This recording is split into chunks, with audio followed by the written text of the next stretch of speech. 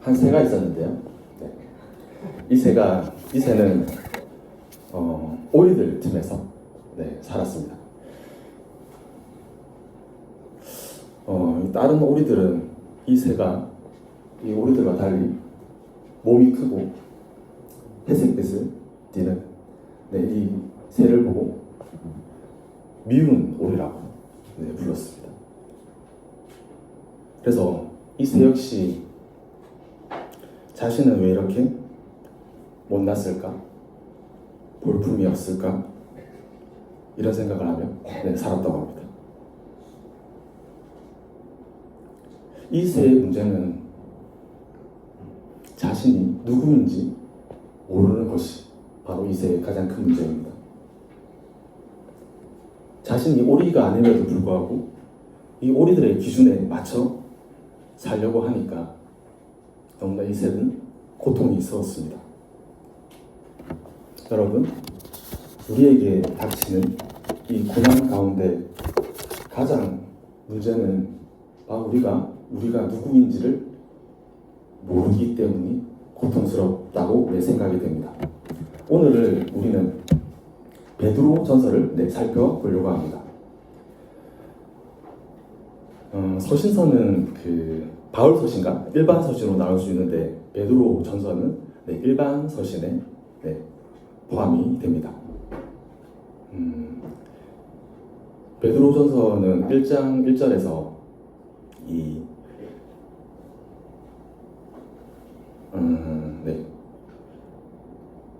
갈라디아와 갑바도기아, 아시아와 비두니아에 보내는 거류하는 나그네들에게 보내는 편지라고 이게 수신자를 밝히고 있습니다. 베드로의 이름을 조금 설명을 드리면 신약에 보면 여러 가지 이름으로 베드로가 나옵니다. 시몬이라고도 불리고 게바라고도 불리고 베드로라고도 불리는데 조금 설명을 해드리면 시몬은 이 히브리식 표현으로 원래 발음 시므온의 발음이 원래 발음입니다. 그리고 게바는 이 예수님이 아랍 말을 사용하였는데 아랍식 표현이고, 그리고 이 베드로는 헬라식의 이름이라고 합니다. 이 베드로 전서는 이 고난받고 있는 이 소아시아 교회들을 위로하고 격려하기 위해서, 그래서 그리스도인으로 선하고 거룩하게 살기를 권면하는 목적으로 쓰여졌습니다. 그래서 오늘의 설교도 고난을 이기기 위한 방법은 무엇일까? 혹은 고난을 견디기 위한 방법은 무엇일까라는 전체 질문을 던져보려고 합니다. 첫째는 신령한 젖을 사모하라는 것입니다. 베드로전서 2장 2절입니다. 같이 한번 읽어볼까요? 시작. 갓난아기들 같이 순전하고 신령한 젖을 사모하라. 이는 그로 말미암아 너희로 구원에 이르도록 자라게 하려 함이라. 아멘. 아기에게는 살아가기 위해서 이 젖이 필요합니다. 필수적인 양식입니다. 사람 역시 이 육이 있지만 또 영이 있기 때문에 이 신령한 젖이 필요하다고 합니다. 밥을 먹으면서 우리는 이 몸을 움직이고 활동을 하듯이 우리의 영이 자라기 위해서는 이 영의 양식이 필요합니다. 저는 이 신령한 젖을 소울푸드라는 단어로 한번 바꿔보고 싶은데요. 전사님이 여러분 나이대쯤에 유행하던 책이 내 영혼의 닭고기 스프라는 책이 조금 유행했습니다. 이 닭고기 스프가 왜 내 영혼의 이 소울푸드가 되는지 이렇게 우리 정서로는 잘 이해가 안 되는데, 이 무기군들은 아플 때 이 닭고기 스프를 먹는다고 합니다. 우리의 영은 이게 눈에 보이지 않지만 우리는 이 영을 먹여야 합니다. 이 영을 먹일 수 있는 음식으로 우리에게 하나님께서는 말씀을 허락하셨습니다. 영은 눈에 보이지 않지만 우리는 이 영이 메마를 때, 영이 배고플 때 우리는 문제를 느끼고 고통을 느끼게 됩니다. 그러므로 우리는 이 우리 영을 도울 수 있는 하나님의 말씀을 먹어야 합니다. 두 번째로 산돌이신 예수님을 바라보자 라는 것입니다. 베드로전서 2장 5절입니다. 제가 한번 읽어보겠습니다. 4절부터 제가 한번 읽어볼게요. 너희에게는 버림받았으나 하나님께는 택하심을 입은 보배로운 산돌이신 예수께 나아가 너희도 산돌같이 신령한 집으로 세워지고 예수 그리스도로 말미암아 하나님이 기쁘게 받으실 신령한 제사를 드릴 거룩한 제사장이 될지니라. 아멘. 예수님이 이 십자가에 달리신 이 결정적인 사건으로 꼽히는 사건이 이 성전을 허물라 내가 3일 만에 일으키리라 라고 말씀하신 이 사건입니다. 예수님께서는 이 말씀에서 자신의 육체를 성전이라고 말씀하고 계십니다. 요한복음 2장 19절에서 21절입니다. 제가 한번 읽어보겠습니다. 예수께서 대답하여 이르시되 너희가 이 성전을 헐라 내가 사흘 동안에 일으키리라. 유대인들이 이르되 이 성전은 46년 동안에 지었거늘 내가 3일 동안에 일으키겠느냐 하더라. 그러나 예수는 성전된 자기 육체를 가리켜 말씀하신 것이라. 여러분, 성전은 뭘까요? 우리는 구약을 통해서 이 솔로몬이 성전을 지었다라는 것을 공부했었고, 또 포로기 이후에 스룹바벨이 이 성전을 다시 지었다라는 것도 공부하였습니다. 성전의 가장 커다란 의미는 하나님이 계신 곳이라는 의미입니다. 예수님은 하나님의 아들이시며 하나님의 뜻대로 사시는 분이었습니다. 예수님에게는 하나님이 함께 했으며 그분이 바로 하나님이시기도 하였습니다. 예수님은 십자가에서 죽으시고 다시 사셨는데, 그래서 예수님은 더 이상 죽은 성전이 아니라 살아계신 성전이며, 그래서 예수님을 산돌이라고 부릅니다. 산돌은 리빙 스톤입니다.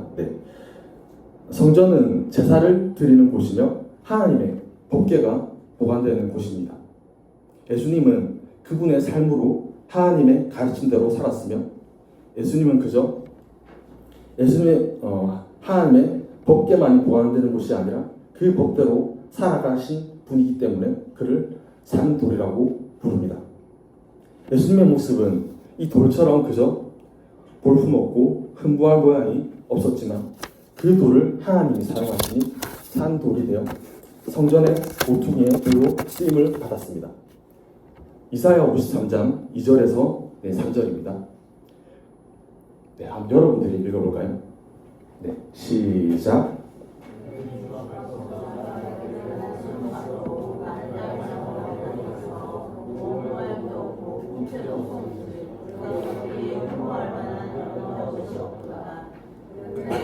받아 사람들에게 버림받았으며 강고를 많이 겪었으며 질고를 아는 자라. 마치 사람들이 그에게서 얼굴을 가리는 것 같이 멸시를 당하였고 우리도 그를 귀히 여기지 아니하였도다. 아멘. 여러분들의 인생이 이 길바닥에 다니는 흔한 돌멩이가 아니라 바로 산돌과 같이 쓰임을 받기 원합니다. 하나님의 영이 머무시며 하나님께서 여러분들을 사용하실 때 여러분들은 산돌로서 사용될 수 있습니다. 셋째로, 여러분들이 누구인지 그 정체성을 기억하라는 것입니다. 본문에서는 여러분을 왕같은 제사장이라고 부르고 계십니다. 베드로전서 2장 9절입니다. 한 목소리로 한번 같이 읽어보겠습니다. 그러나 너희는 택하신 족속이요 왕같은 제사장들이요 거룩한 나라요 그의 소유가 된 백성이니 이는 너희를 어두운 데서 불러내어 그의 기이한 빛에 들어가게 하시기에 아름다운 덕을 선포하게 하려 하심이라. 아멘. 여러분 혹시 왕같은 제사장이라는 말은 무슨 말일까요?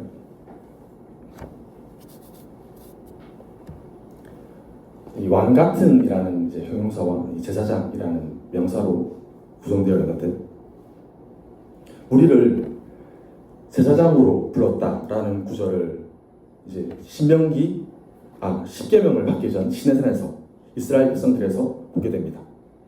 출애굽기 19장 5절에서 6절입니다. 제가 한번 읽어보겠습니다. 세계가 다 내게 속하였나니 너희가 내 말을 잘 듣고 내 언약을 지키면 너희는 모든 민족 중에서 내 소유가 되겠고 너희가 내게 대하여 제사장 나라가 되며 거룩한 백성이 되리라. 너는 이 말을 이스라엘 자손에게 전할지니라. 아멘. 지난주에 이제 언급했듯이 제사장은 레위인들에게 한정된 직분이었지만 이 시내산 언약의 자리에서 이스라엘 백성 전체를 향해서 제사장의 나라라고 삼아주고 계십니다. 하나님은. 저번에 설교할 때 이것을 열방을 향하는 하나님의 이 복을 나눠주는 복의 근원의 자리라 같다고 설명을 한 적이 있습니다. 칼빈은 예수님의 직분을 세 개의 직분으로 설명을 하고 있습니다. 칼빈은 저희 장로회가 가장 사랑하는 신학자이며 종교 개혁자입니다. 왕이요, 제사장이요, 선지자라고 예수님의 직분을 설명하고 있습니다. 세 직분의 공통점은 세 직분이 모두 기름 부음 받은 직분이라는 것입니다. 구별된 자라는 것입니다. 제사장은 제사함을, 선지자는 하나님의 말씀을 맡는 사명을 감당합니다. 왕은 다스리는 역할을 합니다. 제사장은 예수님의 십자가의 모습으로 그려지는데 가장 낮아진 자리에 비하된 예수님의 모습을 보여줍니다. 왕은 부활하여서 하나님 우편에 앉아서 다스리는 가장 높아진 승기의 예수님을 나타냅니다. 왕같은 제사장은 보기에 세상 화려함도 없으며 가진 것도 없는 세상의 기준에서 볼품없는 모습으로 보이지만 그 속에 하나님의 부활을 담아주셨다는 것입니다. 그렇기에 그 가치가 존귀한 가치를 가집니다. 제사장의 모습이 가장 낮은 자리의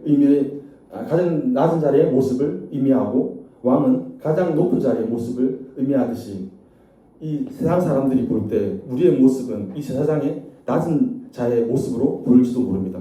하지만 우리는 이 왕 같은 제사장이라 하시면서 현재의 모습은 장차 있을 그 어떤 영광에 비할 바가 못 된다고 말씀하십니다. 바로 세상 사람들이 여러분을 통해서 하나님께 돌아오게 되는 축복을 하고 계십니다. 여러분을 통해서 하나님의 복을 경험하게 된다고 말씀하고 계십니다. 여러분을 통해서 하나님의 이름을 알게 될 것이며 여러분들이 바로 하나님의 축복의 통로가 될 것을 말씀하고 계십니다. 여러분이 바로 이 제사장의 사명을 가지고 있습니다. 말씀을 정리해 보겠습니다. 여러분, 하나님의 말씀으로 살아가시는 여러분들의 삶이 풍성한 은혜를 누리기 바랍니다. 우리의 영이 자라듯이 우리의 영도 자라야 하기에 우리에게 주신 하나님의 말씀으로 메말라치지 않고 하나님의 은혜가 있기를 바랍니다. 둘째로, 예수님은 우리의 상돌이 되어주셨습니다. 우리도 성령이 거하시는 전이 되어야 합니다. 돌멩이처럼 볼품없는 인생이지만 하나님이 사용하시면 건물이 되고 성전이 되어집니다. 하나님이 사용하시는 상돌이 되기를 바랍니다. 마지막으로 여러분을 왕같은 제사장으로 삼아주셨습니다. 여러분에게 복음을 담아주셨습니다. 십자가의 자리는 낮아지고 비우고 희생하는 자리이지만 하나님은 우리를 그 죽음의 그 자리에 내버려 두지 않으시고 다시 부활을 통해서 하나님의 영광을 드러내시는 분이십니다. 부활을 소망하며 고난을 견디는 여러분들이 되시기 바랍니다. 베드로전서 2장 10절입니다. 제가 한번 읽어보겠습니다. 너희가 전에는 백성이 아니더니 이제는 하나님의 백성이요 전에는 긍휼을 얻지 못하였더니 이제는 긍휼을 얻은 자니라. 아멘. 지난주에 우리는 우리가 무엇을 믿는가라는 것이 우리의 신앙 고백이 된다고 했습니다. 오늘 우리는 우리가 누구인가라는 것을 붙드는 것이 여러분들의 정체성이 되기를 바랍니다. 바로 여러분들이 왕같은 제사장이요 거룩한 하나님의 백성입니다. 호세아서에서 가늠한 백성을 더 이상 백성이라 부르지 않고 긍휼히 여기지 않으리라고 한 이 말씀이, 이 예언서의 말씀의 회복이 여기 또 베드로전서 2장 10절에서 일어납니다. 여러분도 혈통으로 부름받은 자도 행위로 구원을 받은 자도 아니듯이 여러분의 이웃에게도 바로 이 하나님의 긍휼이 필요합니다. 여러분을 왕같은 제사장으로 부르십니다. 그의 합당한 사명을 감당하시는 여러분들이 되시기 바랍니다. 이상 결단 찬양으로 나아가시겠습니다.